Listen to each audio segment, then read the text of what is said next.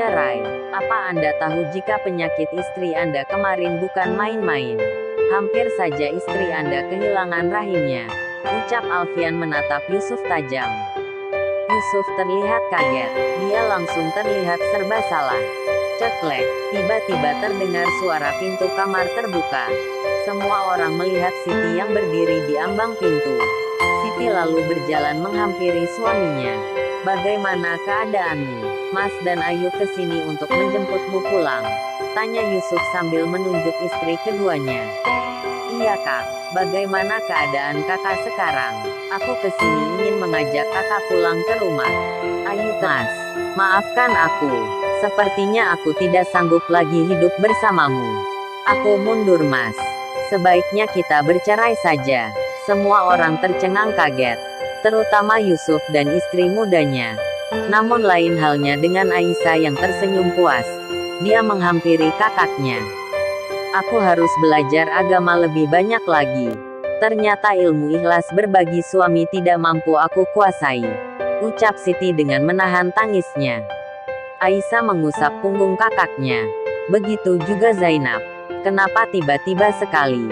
Mas pikir kamu sudah ikhlas di poligami? Tanya Yusuf yang syok. Iya kak. Kenapa tiba-tiba seperti ini? Selama ini kita baik-baik saja kan? Tanya Ayu terheran-heran. Siti menggelengkan kepalanya. Ternyata hatiku tidak seluas samudera mas. Aku belum ikhlas. Masih ada rasa iri dengki di hati ini ketika mas lebih mementingkan istri kedua mas. Jika seperti itu, hanya akan menumpuk dosa saja bagiku. Jadi lebih baik aku mundur saja. Yusuf tampak sangat kecewa. Dia tidak bisa berkata-kata lagi. Kakak, sebaiknya kita pulang sekarang. Aku ingin mengutarakan keinginanku ini pada Umi dan Abah.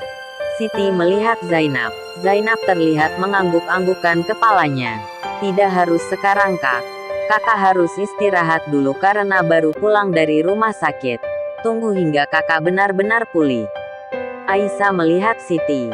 Siti menggelengkan kepalanya. Kakak ingin pulang sekarang dik. Lebih cepat rasanya lebih baik. Yusuf dan istrinya saling berpandangan. Keduanya lalu pergi meninggalkan mereka semua bahkan tanpa berpamitan. Aisyah yang pasrah akan keinginan kakaknya. Melihat Alfian. Aku akan mengantar kalian. Ucap Alfian. Asteris asteris asteris. Ba'da asyar. Kedatangan Aisyah dan kedua kakaknya disambut dengan bahagia oleh orang tua mereka juga oleh saudara-saudara mereka yang lainnya. Umi memeluk Siti dengan hangatnya.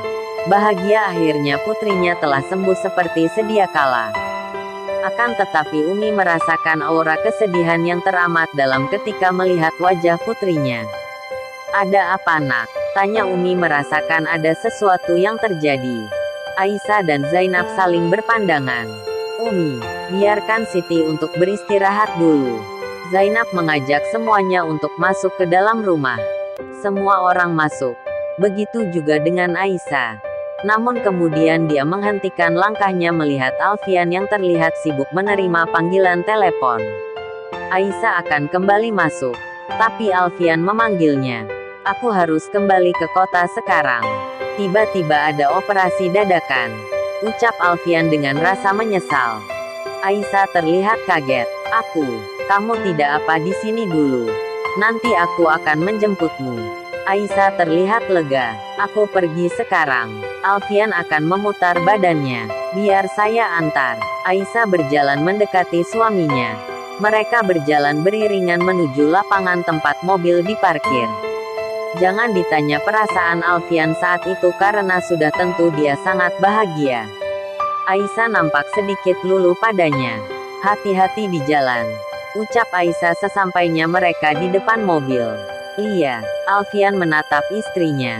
Aisyah mengangguk. Keduanya terdiam sejenak terlihat salah tingkah. Akhirnya Alfian masuk ke dalam mobil. Memberikan salam pada Aisyah yang masih berdiri di sana. Dia lalu melajukan mobilnya meninggalkan pondok pesantren. Asteris asteris asteris. Abah sedang sakit, kata Umi. Akhir-akhir ini kesehatan Abah sedang terganggu. Zainab melihat kedua adiknya. Aisyah dan Siti menghela napas panjang. Aku tak bisa mengatakan soal perceraianku sekarang, atau kesehatan Abah akan semakin memburuk. Siti terlihat sedih. Tidak apa-apa, kita tunggu hingga kesehatan Abah membaik. Aisyah menyemangati kakaknya. Apa kamu sudah yakin dengan keputusanmu? Zainab melihat Siti. Kakak ingin kamu memikirkannya baik-baik. Ingatlah jika perceraian adalah keputusan yang besar. Siti menundukkan kepalanya. Aku sudah memikirkannya dengan matang, Kak. Dan aku yakin jika berpisah adalah jalan terbaik. Zainab menarik napas panjang. Baiklah kalau begitu. Kakak akan selalu mendukung semua keputusanmu selama itu baik untukmu. Asteris asteris asteris. Malam hari, kesehatan Abah yang menurun membuat semua anak, menantu dan cucunya berkumpul. Seperti malam ini rumah yang biasanya sepi tampak ramai oleh keluarga besar mereka. Semuanya berkumpul di tengah rumah, menemani dan menghibur Abah yang terlihat bahagia melihat semua anak menantu dan cucunya ada di sana. Mereka semua tampak berbincang hangat, hingga tak terasa jika malam telah semakin larut. Satu persatu mereka ke rumah masing-masing. Begitu juga dengan Aisyah yang masuk ke kamarnya. Sebelum tidur, dia memeriksa ponselnya. Terkejut melihat banyaknya panggilan yang tak terjawab dari nomor yang tak dikenal. Aisyah tak berniat menelepon balik, karena nomor itu tak dikenalnya. Dia akan menyimpan kembali ponselnya, tapi kemudian ponselnya itu kembali berdering. Kenapa aku telepon berkali-kali tidak kamu angkat? Tanya Alfian di ujung telepon setelah mengucapkan salam. Aisyah tertegun. Kaget karena ternyata suaminya yang meneleponnya. Maaf, ponselnya saya simpan di kamar. Saya lagi di luar tadi. Ada apa? Tidak ada. Apa aku butuh alasan untuk bisa menelepon istriku sendiri? Aisyah terdiam. Keduanya terdiam sejenak. Bagaimana keadaan Kak Siti? Baik, alhamdulillah. Apa Abah sudah tahu? Belum. Aisyah lalu menceritakan jika kesehatan Abah sedang tidak baik sehingga mereka belum bisa menceritakannya. Sakit apa? Mungkin penyakit lambungnya kambuh. Jadi saya ingin meminta izin untuk tinggal beberapa hari lagi di sini, ucap Aisyah. Iya, tentu saja. Terima kasih. Suara Aisyah terdengar senang. Sudah malam. Sebaiknya sekarang kamu tidur. Iya. Oh iya. Mulai sekarang bawa ponselmu kemanapun kamu pergi, karena akan ada yang terus menghubungimu. Aisyah tak menjawab. Setelah mengucapkan salam, keduanya menyudahi pembicaraan. Alfian tersenyum sendiri. Tapi sejurus kemudian senyumnya redup mengingat dalam beberapa hari ini dia tidak akan bertemu dengan istrinya. Keesokan harinya, Aisyah dan Siti tampak sedang membantu Umi memasak hingga tiba-tiba Maryam datang dan mengatakan jika Abah memanggil Kak Siti ke aula pondok pesantren. Semua orang terheran-heran hingga Kak Zainab datang dan memberitahu jika ada Yusuf dan keluarganya. Aisyah dan Siti tampak khawatir. Mereka seakan tahu apa yang terjadi. Siti duduk seakan menjadi pesakitan. Di tengah tatapan seluruh keluarga besarnya juga keluarga suaminya. Kata suamimu kamu meminta cerai. Apa itu benar nak? Tanya Abah melihat Siti.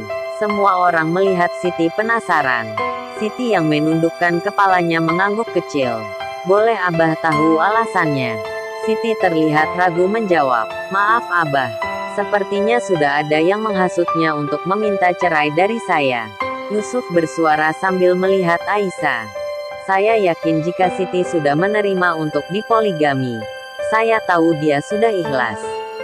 Rumah tangga kami juga baik-baik saja selama ini. Tapi entah mengapa tiba-tiba setelah dia sembuh dari sakitnya dia meminta cerai dengan alasan tidak bisa ikhlas harus berbagi suami. Yusuf berbicara dengan lantang. Siti hanya bisa menangis tak menerima dengan semua perkataan suaminya. Orang yang menuduh orang lain bersalah tidak akan selalu berakhir menjadi orang yang dipandang benar. Aisyah berdiri dari duduknya. Ada yang merasa benar hingga membuatnya tak mau merenung dan introspeksi diri. Aisyah tersenyum sinis. Asal Anda tahu, kakakku cukup kuat untuk menahan rasa sakit. Bukan berarti dia layak untuk terus mendapatkannya. Aisyah melihat Yusuf geram. Dia wanita kuat yang bersikap seolah semuanya baik-baik saja. Dia tersenyum di pagi hari karena tahu akan menangis di malam hari. Hatinya terluka namun memilih untuk tetap setia pada suaminya yang tak bisa berlaku adil pada kedua istrinya. Abah termangu mendengarkan semua perkataan Aisyah. Begitu juga dengan semua orang. Terkecuali Yusuf yang menahan geram.